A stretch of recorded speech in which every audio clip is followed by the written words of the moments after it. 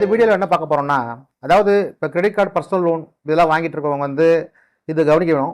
இதுக்கு முன்னாடி வந்து சொன்ன கருத்துக்கள்லாம் பார்த்தீங்கன்னா, அந்தந்த காலகட்டத்துக்கு ஏற்ற மாதிரி இருக்குது. இப்போது இது 2025ஆம் ஆண்டு ஒரு புது அப்டேட் உங்களுக்கு கொடுக்குறேன். என்னென்ன பார்த்தீங்கன்னா, இப்போ இந்த கிரெடிட் கார்டு பேமெண்ட் வாங்குறது கொஞ்சம் சட்டப்படி சிக்கல் நான் சொல்லியிருந்தேன் இல்லையா? இப்போ பார்த்துக்கிட்டா அந்த பேமெண்ட் அண்ட் செட்டில்மெண்ட் சிஸ்டம் சொல்லியிருப்பேன் 2007 ஆக்ட் ஒன்று. அதை இப்போ வந்து விரிவாக வந்து வங்கிகள் செயல்படுத்த ஆரம்பிச்சிருச்சு. சரி, என்ன காரணம் அப்படின்றத கொஞ்சம் விரிவாக இந்த வீடியோவில் பார்ப்போம்.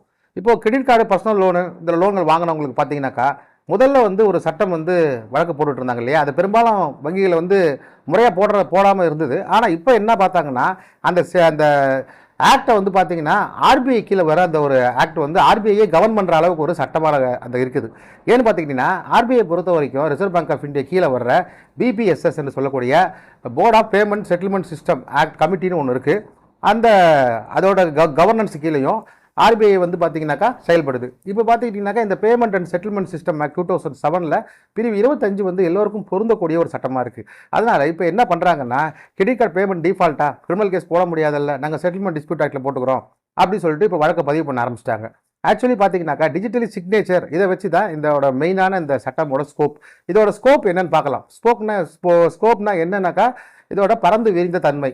இந்த பறந்து விரிந்த தன்மை அப்படின்னா என்னன்னு பார்த்தீங்கன்னா, ஒரு சட்டம் வந்து பார்த்தீங்கன்னாக்கா அது எந்த அளவில் வந்து ஒரு செயல்பாட்டுக்குரியது, அது இந்திய ஒன்றியத்துக்கு முழுமையான ஒரு சட்டமாக இருக்கிறது என்றால் அந்த சட்டத்தோடைய விழுமிய கருத்து என்ன, அதுதான் வந்து ஸ்கோப். இந்த ஸ்கோப்பு பிரகாரம் பார்த்தீங்கன்னா தெளிவாக இந்த சட்டம் என்ன சொல்லுதுன்னா, எலக்ட்ரானிக் பேமெண்ட்டை பற்றி சொல்லுது.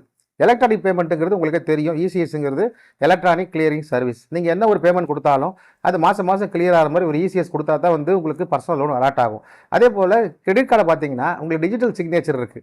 ஸோ அந்த டிஜிட்டல் சிக்னேச்சரை வச்சுக்கிட்டு இவங்க என்ன பண்ணுறாங்கன்னா, இவங்க இந்த பேமெண்ட்டை வந்து டிலிக்வன்சி பேமெண்ட், அதாவது பேமெண்ட்டை வந்து இவங்க சரியாக பே பண்ணல அப்படின்ற காரணத்தை காட்டி இப்போ பேமெண்ட் அண்ட் செட்டில்மெண்ட் டிஸ்பியூட் ஆக்ட்லேயும் வந்து கிரெடிட் கார்டுகளை கொண்டு வர ஆரம்பிச்சிட்டாங்க. இப்போ கிரெடிட் கார்டுக்கு ஒரே ஒரு ஆறுதல் என்னன்னு பார்த்தீங்கன்னா ஆர்பிட்ரேஷனாக இருந்தது. இப்போ ஆர்பிட்ரேஷனை தாண்டி இந்த பேமெண்ட் அண்ட் செட்டில்மெண்ட் டிஸ்பியூட் ஆக்டில் செக்ஷன் 25 இந்த வழக்கை போட ஆரம்பிச்சிட்டாங்க.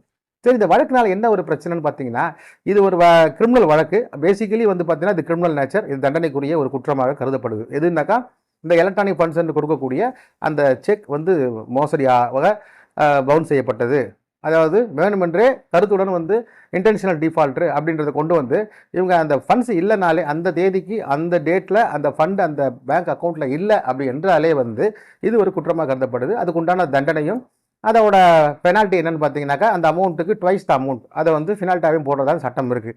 அதனால்